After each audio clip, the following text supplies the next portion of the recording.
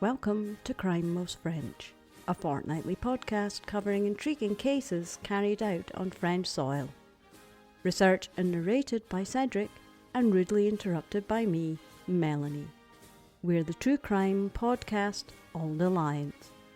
Crack open le vin and let the mayhem commence. This is episode 86, The Spiderman of Paris. During the night of the 20th of May 2010, 5 Grandmaster paintings are stolen from the Museum of Modern Art in Paris. The alarm isn't triggered, nobody is seen on CCTV, it's like a ghost robbed the place. So this week is not a murder, it's a heist. Yes, it's kind of like, as much as everybody knows about the Perugia stealing the Mona Lisa and it going missing for a couple of years, this is kind of like the next famous painting that's been paintings that have been stolen in France. Yes. The Museum of Modern Art, MAM, in the 16th district of Paris is a legendary museum for lovers of modern art. It has over 11,000 pieces. On the morning of the 21st of May 2010, at about 7:30 in the morning, the curator of the museum receives a phone call at home. Staff of the museum have discovered that 5 paintings are missing. Nobody reported anything, no alarm went off. So are we talking there's just holes in the wall or is it empty canvases like... No, the frames are gone as well. Oh, right, okay. The whole thing is gone. Wow, they took the frames. Because when the garden heist happened... Yeah, they only took the paintings because Yes. it was easier. But no, in this case, they took the frames as well. They took the whole thing. Because, I mean, I think they were quite big, weren't they? I don't know those paintings. I have no idea. I've never seen them. By 8:20, she's at the museum and contacts the police. Of course, the paintings weren't insured because it was too expensive to insure them. They were only insured outside the museum. All right, okay. She doesn't understand how the alarm wasn't triggered and how the security guards didn't spot anyone inside the museum during their rounds. She tells the police that there is an alarm, that there's volumetric sensors, that there's rounds by security guards, that there is a security guard connected to the alarm, and she doesn't understand how none of that has happened. So there's layers of security, it's not just... Yes. Yeah. The thief got into the building by removing a large window on the first floor of the museum, for American second floor. That window was reinforced, it was about 80 kilos. The thief was Vieran Tomic. He was born in 1968 in France. His parents, Croatian and Montenegrin, were very poor and sent him to be brought up by his grandparents in Bosnia. That's where he learned how to rob and steal. Mm-hmm. When he comes back to Paris at age 11, he has already started his life as a criminal. He was stealing tomatoes in neighboring fields in Bosnia. Right, okay. During his military service, he enrolls as an alpine hunter. He's posted in Germany, and he's spotted for his abilities to fight during brawls during Oktoberfest. Oh my God, that is one job I would not like to do. Yeah, so a thief spots him and asks him if he wants to work with him as a lookout during the time he's robbing flats. Right. I wonder if that's kind of like the entry level of robbers. Yeah, it would be probably, yes. The lookout. Yes. Requiring no skill other than having eyes. Yes. So it's that guy that introduces him to climbing, because he was climbing buildings as well. Mm. And he teaches him how to go up to the best flats, because according to him, the richest flats are up. Yeah, kind of. Well, you do feel that safe, don't you? And the most expensive bit of a flat is always the penthouse, isn't it? It's always the one at the top. At some point, that guy falls during a robbery on the Mediterranean coast. Okay. And never gets up again. He's dead. Oh, God. So he may be climbing, but he doesn't have any climbing gear. No, because it's not... it's not glacier climbing. It's climbing buildings at night discreetly. So no, you don't have climbing gears and you don't drill holes in the walls. Okay, and stuff. so it's not Edmund Hillary. It's No. more of a parkour style of climbing. Exactly. So no nets, and if you fall, you die. Yes, he doesn't have a Sherpa with him. No. At that point, Tomic hesitates to continue that life because, well, that's kind of dangerous. But after reflection, he decides that that's his best bet for life. It's risky but well paid, and he's pretty good at it. So he decides to continue on his own. I have to question the whole well paid. Well, you make lots of money. I guess so. Not a good pension plan, but there you go. Yes, of course.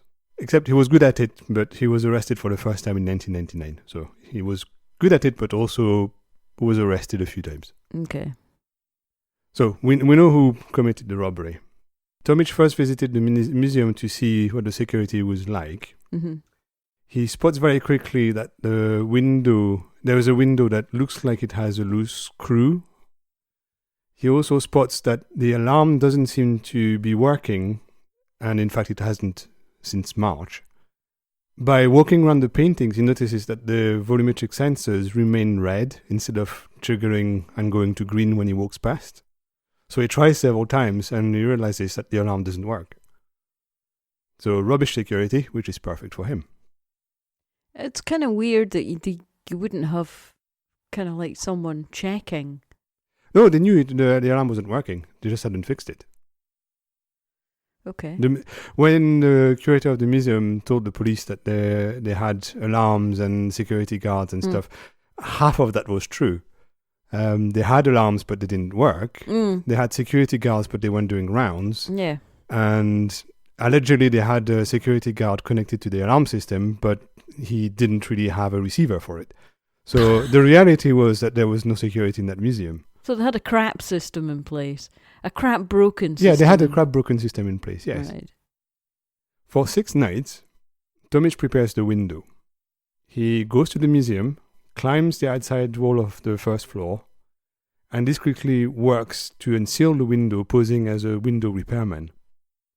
So he has the grey overalls and his ladder, and he doesn't try to hide and just goes up and works for 6 nights. That's ballsy. Yes, and nobody thinks of it. So it's just a guy repairing a window. So that was it. On the 20th of May, the window's ready. So Tomic gets in by removing it with giant suckers, the big suckers. Yeah, the glazing, the things they use to carry big panes of glass about when people come crashing through them. Yeah, my grandfather used to have them. In the 70s, yes. Yeah, and I used to play with them when I was a kid. I see. They were really strong.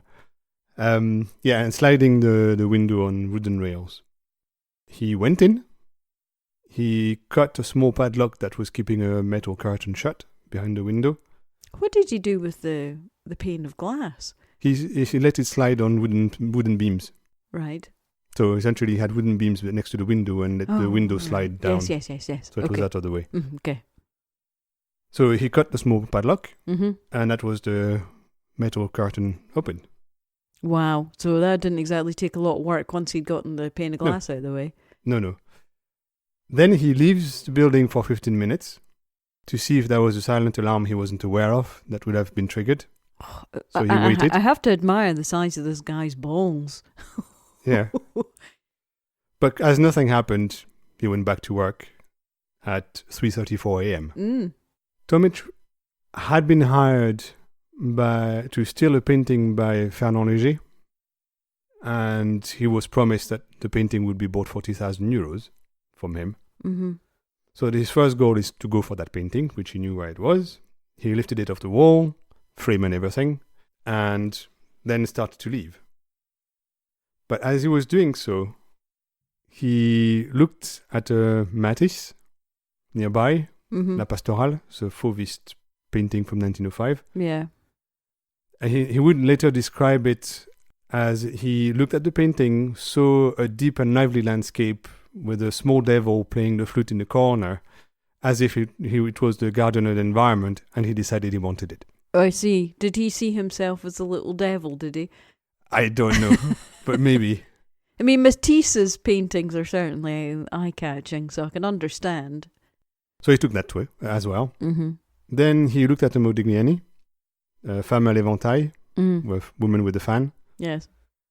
And decided he could also take it. I mean, all his paintings are super distinctive. Oh, yeah. I mean, I wouldn't even know All these were very well known. Oh, yes. I mean, they're all very, these guys were at the top of their game, and they're all beautiful paintings, but they're all really distinctive. I mean, I wouldn't even know how to go about selling them. Yeah, but for the Fardin Langer, it was an order. Somebody wanted it. Yes, I think a lot of the steel to order happens at that level. Before he left, he also looked at Picasso. Pigeon avec des petits pois. So, green peas, pigeon with green peas.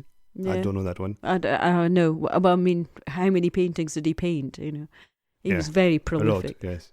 And the Braque as well. L'Olivier près de l'Estac. I don't know that one either. No. But I kind of like Braque, so... Yeah, so, I'm quite surprised you like Braque. You're not huge on the modern art. And Cubism's very, very... Yeah, I don't like Picasso Cubism, but... Braque, but you like it from a graphic... Yeah, okay. Anyway, that's 4 paintings that he takes off the wall. Mm-hmm. He nearly took a second Modigliani, Femme aux yeux bleus, Woman with Blue Eyes.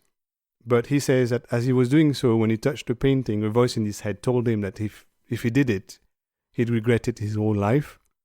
He described later that he was taken by a cold panic as soon as he touched the frame, and he decided, no, that's not for me, he left it. He's his own art critic. It's just weird. I've never seen a painting of one of his that has blue eyes. They've all got black eyes. Well, this one has blue eyes, and obviously that's the name of the painting. Yeah, so I must go and look it out. Yeah. So at that point, he's 351, and he's done. He has so many paintings, and because he took the frames with him, that he has to do 2 trips to his car, the Renault Espace. He had parked it a couple of streets away, so he just comes down, climbs the wall back down with 2 paintings at a time, goes to his car a couple of streets away, comes back, goes back into the museum, takes the last 2 paintings, comes back down the wall and goes back to his car. Oh, that's hilarious. He's driving in a Spas. Well, you need lots of room for 4 big paintings. Yeah, and for anyone who's not kind of familiar with what type of vehicles they are, I mean, multi people carriers are kind of like the soccer mom cars. Oh yeah. Of Europe. Yeah. So anyway, he does all that, and nobody sees or hears anything. Mm-hmm. On his way back home, he even managed to avoid a police checkpoint, but that was pure luck.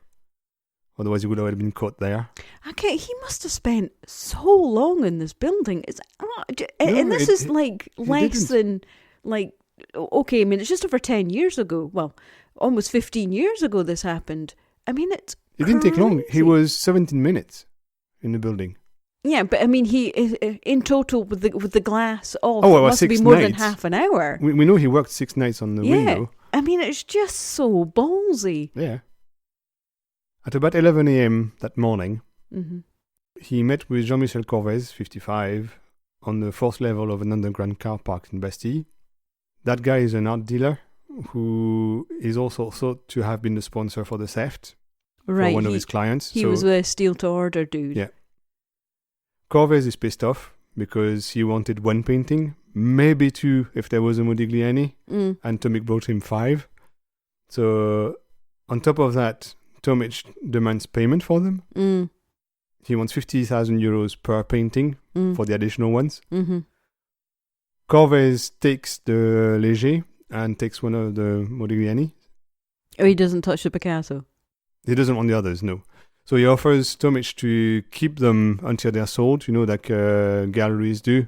You bring them your art and they store it and show until it's sold, and then you get the money. You get your red sticker and then it's gone, Yeah.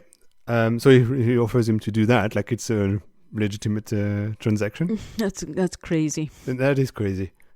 Can you imagine, I mean, just how much one of those paintings is worth? I mean, just an absolutely eye-bleeding millions upon millions. Well, at the trial, because it's going to go to trial, it's estimated to 104 million euros. In total? Those paintings, yes. Okay. I think the Léger was the cheapest one. I can't remember how much it was. I mean, Léger's much less. But they were all about 30 to 40 million, roughly, each. Which is not bad. So did you say 1.4 billion. No, 104 million. 104 million, yeah, okay. At that point, the news of the theft has already gone around the art world, and the paintings are hot. I mean, I wouldn't have thought it went round the whole art world. I think it went round the whole world. I mean, it's just... Yeah, but it went around the art world before it went into the news. Everybody knew about it in the art world already at that point. So Tomic gets paid 40,000 euros as planned. But he's really pissed off, obviously, because he had more paintings and got nothing for them. And he's also suspicious. He's wondering why is Corvez not paying him for those? Is it a trap or something?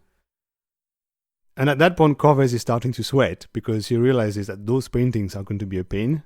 Well, yeah. Because he's used to small things. He's a small art dealer and he's been doing that and reselling stolen art for years and years. But small stuff that never got him into trouble. Yeah. And now he has over 100 million euros on his hands that everybody knows about, that has been reported stolen to the police at that point. He's really starting to panic. He doesn't know what to do. I mean, it's not like when you're stealing high-end jewellery and stuff that you can kind of like break down into component parts. This is, you're not going to be able to be hanging a Picasso on your... No, people would say, oh, it's a really good fake. Yeah. It just doesn't, it's not worth it. So to try to get rid of those paintings, he contacts an acquaintance of his, a watchmaker called Jonathan Bian. It's an Israeli name. Okay. He thought of him because of his contacts in Israel, where the statutes of limitations are much shorter. So he's already trying to think of a way out. Okay. But Bian doesn't manage to find buyers for the paintings either. Nobody wants them. No, I mean, they're just too hot. Yeah. So Bian stores 4 of the paintings behind the metal filing cabinet in his workshop. The Modigliani is stored in a bank vault because he wants it. Right. He offered to buy it from Corvez, but he doesn't have the money because Corvez wants 80,000 euros for it. So he negotiated with Corvez that he would pay over 6 months. Pay in easy installments. Yeah, exactly. So all the cops have at that point is an approximative description of a guy getting into the museum by a kid on a skateboard who was in the street at the time. There was a skateboard area where kids were doing skateboarding at night. And he was spotted by those kids who didn't give a shit about what that guy was doing in the museum. But when they were questioned by the police, they said, oh yeah, we saw a guy come in and that's what it looks like. Other leads like DNA on a cigarette butt and the usual suspects. So they question all the usual robbers and stuff. Get nowhere. So they have really, really nothing. So they have his DNA... No, on the cigarette. They have some DNA on the cigarette, but they don't know whose it is. But he's never been arrested at a level where they would have taken his DNA, and he's not on any database. Yeah, because he was arrested for theft. Yes, you're not going to take DNA. Normally, I don't know if they do now, but at the time they didn't know. I mean, essentially, he's gone from being for violent crime. A cat burglar to being like Thomas Crown. I mean, it's just ridiculous. No, he was very careful when he was doing his burglaries. He liked when people were in the house at the time because then he knew there would be no alarm. And he knew how to spot how people would react when they saw him, if they saw him. And he knew which people would just go away and which would be a problem. So he never had any violence in his burglaries. So when he saw that somebody was going to be a problem, he would just leave. And that would be it. So he's never been arrested for violent crime.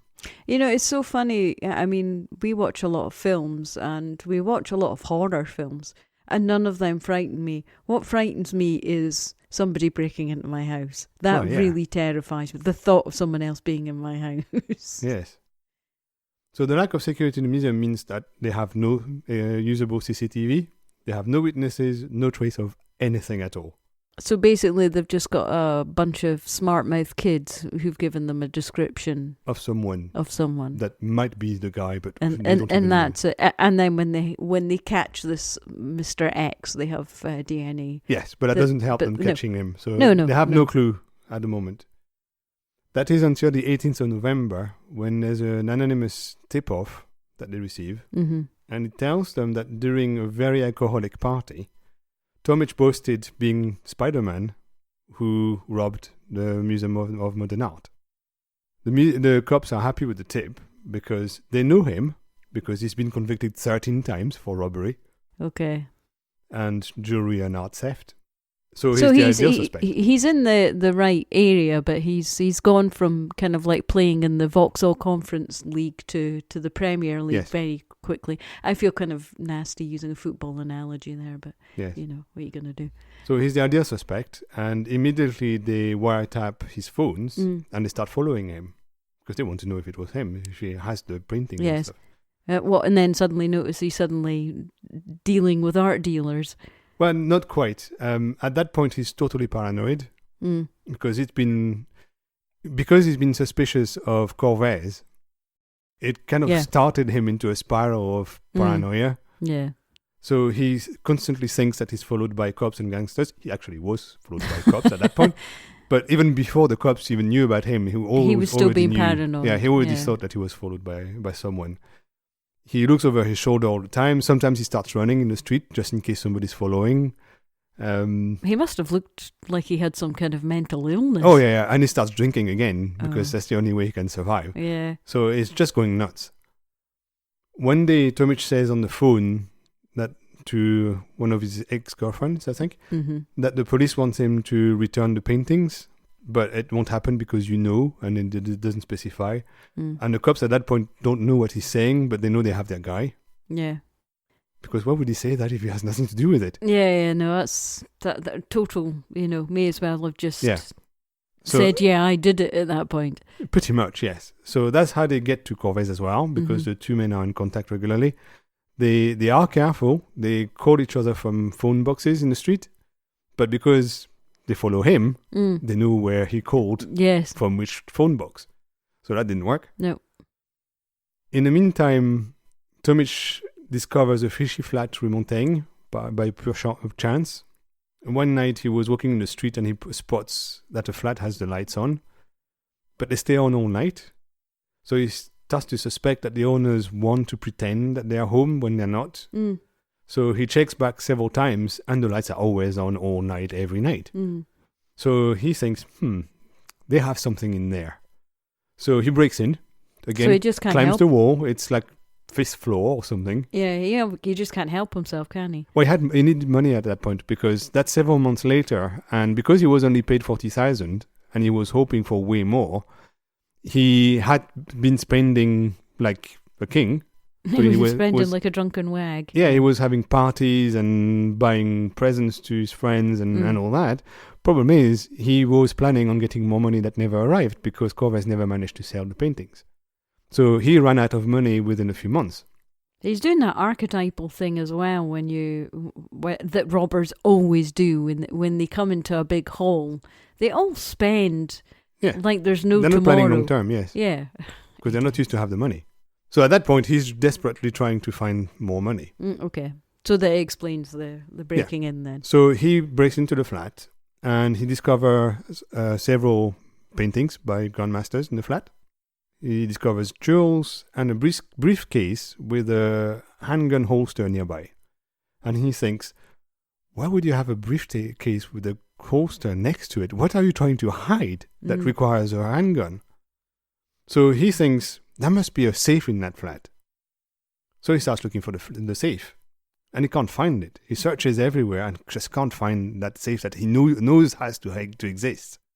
This is obviously not kind of like in the north of Paris. No, Montaigne is 16th district. It's close to the museum. Yeah, I mean, this is clearly not where they shot Laine. It's No. It's the rich district of Paris. Oh, yeah. I mean, to have... when you break in and you discover they have some grand masters. Yes. Yeah, yeah, and they don't even live there, obviously. So he goes away empty-handed because he can't find that flat. That's safe and that's what he wants. But he can't stop thinking about the flat. And because he needs money, he goes back. And again, he searches everywhere. He says that he even took apart and rebuilt the jacuzzi, just in case it was hidden underneath. It'd have to be a waterproof safe, but yeah, okay. He came with a big toolbox that he bought in Castorama, with plenty of tools to find that safe. Wow. And he takes everything apart in that flat and can't find that safe. You think he would have been better if he was... I would suggest to him, if he was really hard up for money, he shouldn't have gone to Castorama. He should have gone to Brico Depot. That's a much more reasonably priced store. But anyway, he again goes home empty-handed. He just can't find that safe. Mm-hmm. And he goes back and goes back and goes back several times because he's really wanting to find that safe that he has never seen but knows must exist somewhere. This is where I'm cutting to inside my head the little thing from Ice Age. Is it Scrat? The squirrel and rat that keeps chasing this one acorn. He's like this, he won't let it go. It's such a compulsion. Yes, it's the same thing. He knows it's there. He has to find it. During the night of the 12th to the 13th of May, he goes back to the flat once again. Oh my God. Give it up, dude. Give it up. Yes. And at some point in the bedroom, he sees a screw above a wardrobe that is a slightly different color from the rest of the wall. He's got a compulsion, but it's obviously worth it. And he decides that's where the safe is. And yes, it is. It's in the wall behind the wardrobe. And voila. So he found it, he opens it, and it's empty. Oh my God. he says, it's like somebody came just before me and took everything out of that safe. If only he'd been more observant. Yeah. So in desperation not to have wasted his time, because he still needs the money, he takes a few watches and a Picasso that was on the wall. Oh, I may as well take this Picasso. Yeah. So he makes his way to his hiding place in Montreuil, so that's in east of Paris. Mm-hmm.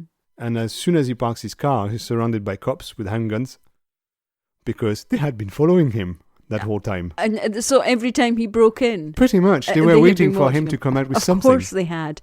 That whole thing had been going on in my head. Why are they not arresting him after the first time he'd been in? Well, because he had just broken in and not taken anything, so they decided to wait. And eventually he did take something, so they arrested him. Once they get him to the police station in La Cité, the cops tell him that they have Corvez also in custody since the previous night. Ah, right, okay. Because when they arrested him, they arrested Corvez as well. Yeah. And is he singing like a canary? Well, Tomish is sure that Corvez has sold him and told the cops everything. Well, I mean, if he initially didn't trust him anyway. Well, he had been suspicious for a long time, yes. So when he sees the Interpol poster on one of the walls describing the missing paintings, he asks the cops, don't you want to talk about that thing instead of that robbery? Yeah.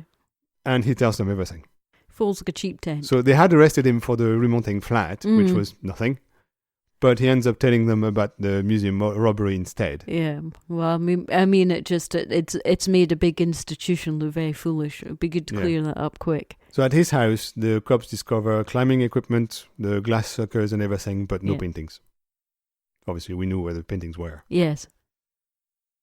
It goes to trial, and that starts on the 30th of January 2017. It only runs for about 2 days. I'm surprised it took that long to get to... It took them 5-6 years before it went to trial. It's obviously low priority. It's not that important to solve I mean, it I guess, anyway. I mean, they have him there. They have him, yeah. Yeah. There's no justice for kind of like families. You know, yes. It's just, him serving his sentence. Yes. Yeah, as far as they're concerned, he's in prison. It doesn't really matter if he's going to trial or not. Fair enough. During the trial, he loves his time in front of the media because the media loves Spiderman, obviously. Yeah, the minute you get a nickname from the cops or from the media, he gives interviews and everything. And the trial starts pretty light with him laughing and joking when he's questioned on the stand. It's not the first time he's been arrested and gone to trial anyway, so for him there's nothing new there. So he's very relaxed when it starts. That's the 14th time. Then the president of the tribunal reminds him of the gravity and the value of the theft. Tomic just answers, that's just a job for me. Yeah. And that's it. That's why he's relaxed. It's just a job. Yeah.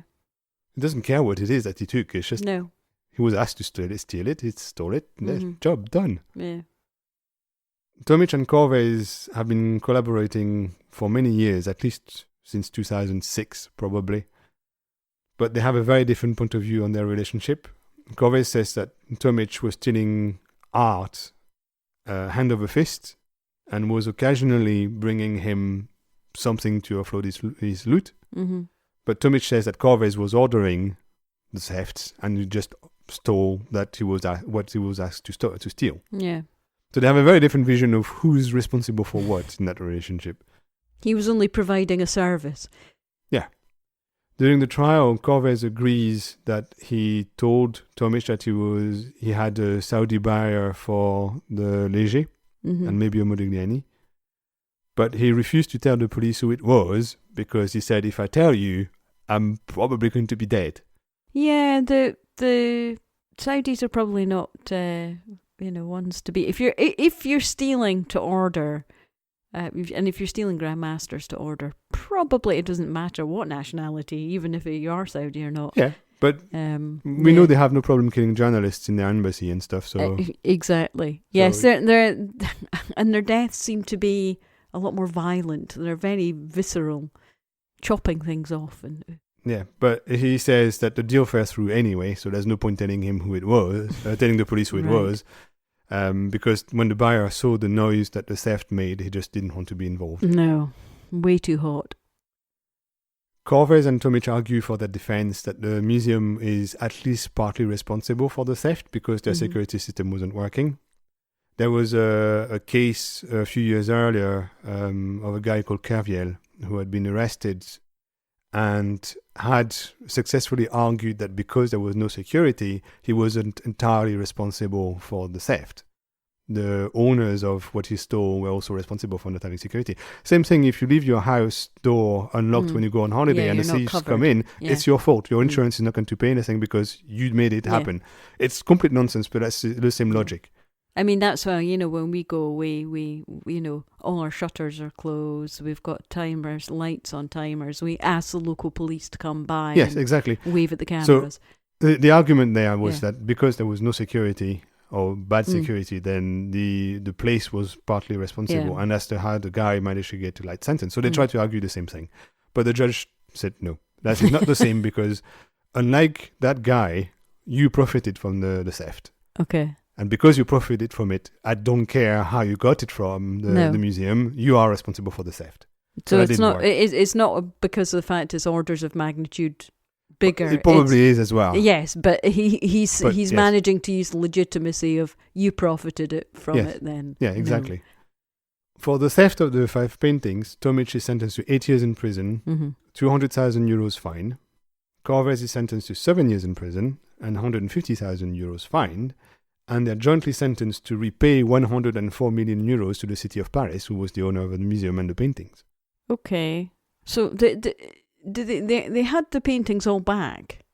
No, they were never found. Oh. Because Jonathan Byrne, the watchmaker who wanted to buy the Modigliani, is also sentenced. And he claims that after his arrest and release awaiting trial, he completely panicked one morning after he took his daughter to school, and he went back to his workshop and threw away the paintings in his recycling bin, the yellow bin. So they're in landfill? According to him, yes. And even the Modigliani, which I had put in the bank vault, he also went to the bank, broke the frame and ripped the painting, put it in a briefcase, took the briefcase away from the bank and threw it away. What a monster. I hope that guy gets life in prison. Yes, so the paintings were never found. The police doesn't believe for a second that he actually destroyed them. The police says that they're pretty confident that it's been somehow leaked abroad somewhere, but they have no idea where and they can't prove it. Oh, I'll tell you where they are. The mafia has them probably. No, they'll be in one of these free ports. Oh, in Switzerland maybe, yeah. Oh, I mean, and it's not just Switzerland. Yeah. There's so much stolen, just tax haven places. These free. Go and read out about free ports, everybody. I've watched so many documentaries and had my blood boiling about how the super wealthy all manage to avoid paying virtually no tax because they have so much of their assets in these places, and they're like black holes. Nobody knows what's in them. Ugh. Right, anyway. So anyway, yes, they never appeared, so we don't Mm. know where they are. Tomic was freed in 2022. He's So out. he Okay. spent 5 years in prison Mhm. out of 8. Not too bad. Yeah, I'm sure he's working his way to paying off his debt. I don't know, but technically speaking, he still has 104 million to pay back. So the state would take it from any income he has. Mm. I'm sure he's gone straight and he's got a job. He met his girlfriend the day before the end of his trial. Uh-huh. And she visited him in prison very, very often when he was there. They are now live together. And he says that he wants a regular life away from crime now. In total, in his life, he spent 15 years out of 55 in prison. So do we think he's going to be nice and follow the law? Don't know. No. We don't know. But anyway, that's the end of the story. We still don't know where the paintings are, and most likely they'll never be found again. Well, let's be positive, and let's hope that he hears Uncle Ben's words ringing in his ears with great power comes great responsibility.